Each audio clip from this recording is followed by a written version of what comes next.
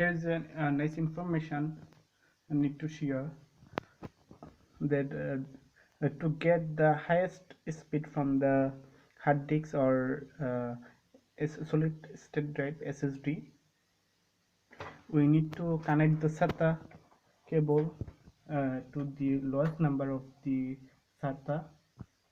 So I have connected the eSATA, but this was wrong.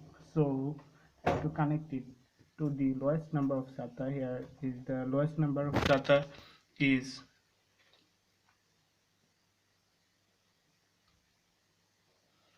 SATA G60, which is the lowest number of SATA.